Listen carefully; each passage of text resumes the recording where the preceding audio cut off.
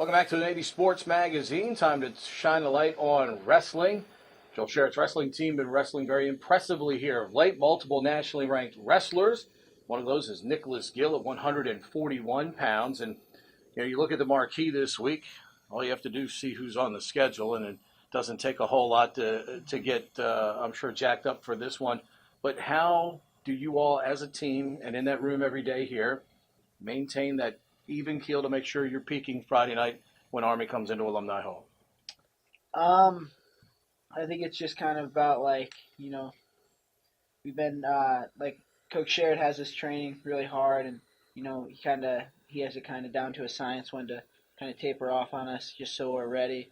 But as far as the energy in the room, it's been high. We got a lot of younger guys, really helping out with that. So, and then a lot of the older guys, like a lot of seniors this year, so they kind of keep it going as well, I'd say. We saw a little bit of your team's depth against George Mason when we did that meet last week, and the team wins 43 to nothing. Now, not all of the regulars were in the lineup, and I think that's probably the most impressive part about that is you all didn't have all of your starters in the lineup. And what is it like to give those guys a chance to go out there and perform, and how much does that help your room on a daily basis create that competition so all of you can be as peak form as you can possibly be?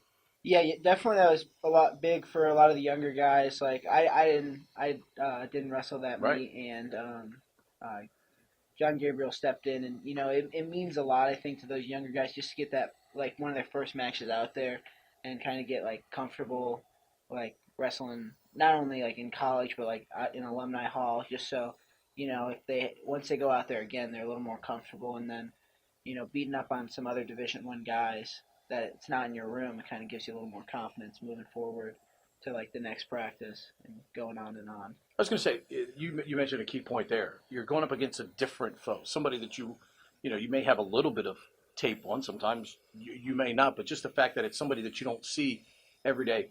As you've gone through your wrestling career, especially when you think back to when you were a younger guy, what were those challenges like? Because as I often talk about, we talk about with all the different wrestlers, this isn't a sport where you can't just call timeout, you can't call for a sub. Mm. Once you hit that mat, it's just you and the opponent for three periods. Yeah, I definitely think just growing in the practice room is huge. Just when you're wrestling the same guys every day, you just kind of learn how to compete with each other. I've seen that a lot this year with a lot of the freshmen.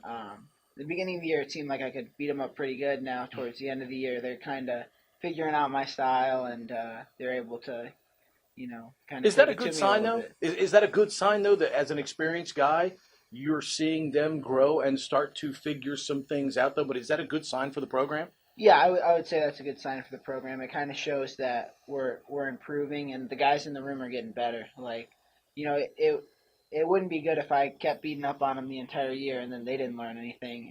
And it also gives me a chance to wrestle better guys. So I'd say it's good for the program overall, just to keep like learning and adapting and kind of keep growing as wrestlers. And What got you into wrestling? it's actually kind of a funny story. So when I was 9 years old, I wanted to play basketball, and I'm 5'6" now, so probably made the better choice. But my brother's 2 years older than me. He kind of convinced us like my mom wasn't gonna have us do two different sports, so she said you're both wrestling, and then it kind of just started getting good at it and started like really enjoying doing it, really enjoy competing. So. How tough was it to learn? I mean, people think all you do is go out there and you basically try to pin somebody on the mat. There's so much more to it. As you continue, how hard was it to learn all the nuances of wrestling and perfect that craft to be good enough to come to a place like Navy, where, I mean, let's face it, they don't try to recruit everybody out there. They Mhm. only try to recruit a certain select type of wrestlers. I mean, it's definitely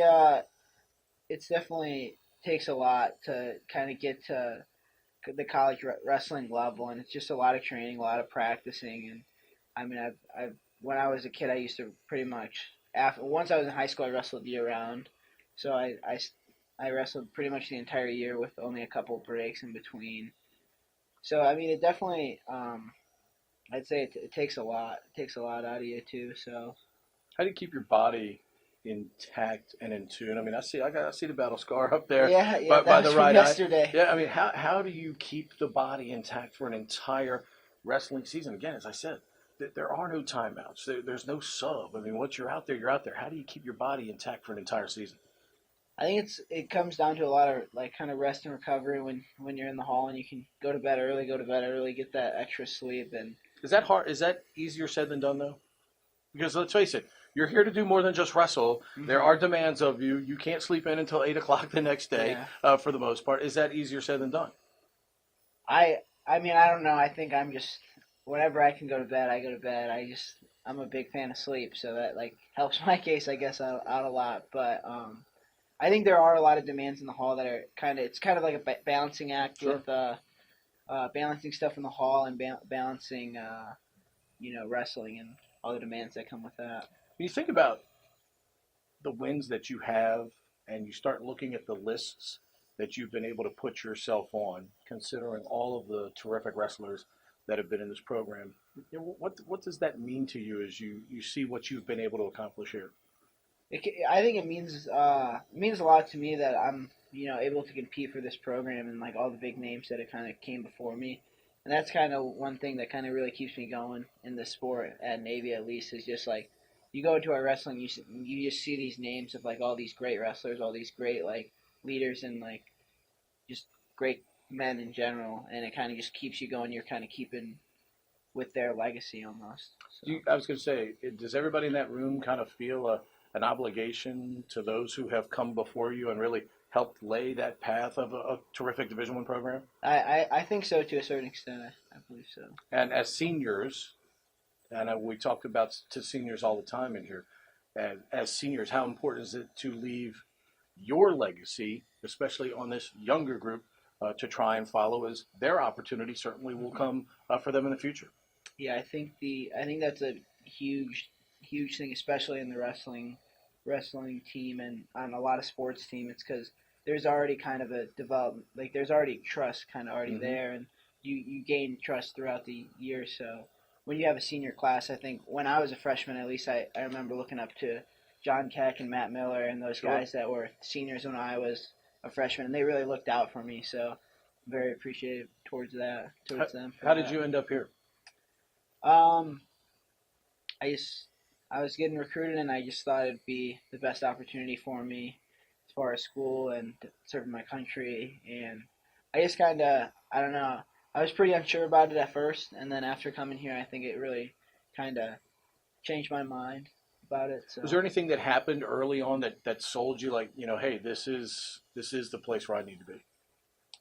I think it was just talking to the guys on the team and just kind of seeing that I was very similar to them and like kind of what their goals were like aligned with mine, and the guys that were there like Colton Rashi, he's from Illinois. I knew him pretty well, so um, just like talking to him a lot was one of the main reasons why I think I like thought I'd succeed here. Did you have, obviously you're from the Midwest where some of the greatest wrestlers of all time have wrestled. Was there any people that you looked up to, any kind of idols or anything that you may have had in wrestling growing up? I would say one of my coaches, Kerry Bowman's, who was just like a really, just kind of like a tough guy he's from Louisiana, but he coached up in Illinois at Team Overtime. He was just like a really tough guy, and I kind of looked up to him for that, and like, he just knew a ton about wrestling and really excelled in the sport. Final question. You're out on the mat. Joel's yelling. Cody's yelling. Nate's yelling. Do you actually hear what they're saying to you when you're out on the mat against an opponent? I think I've been able to kind of distinctly hear Coach Sherritt and Coach Cleveland's voice, but most are there certain buzzwords that you're looking to hear from them? Whether it be, because you hear him front face lock, grab his wrist, all that stuff. Is there something you're uniquely looking to hear? I think I usually pick up on when Coach Sherritt yells which way to circle. Yeah. I think I can almost always pick up on that, but most of the time I think I hear the most like kind of when we go out of bounds and I'm walking back. I always kind of look over and kind of make sure I can make out what they're saying before I step back on the line. So. All right. Great stuff. Appreciate the time. We'll see you on Friday night. Thank you. Thanks All for right. having me. You got it. Nicholas Gil and the Mids taking on Army Friday night, 7:30 on the Patriot League Network.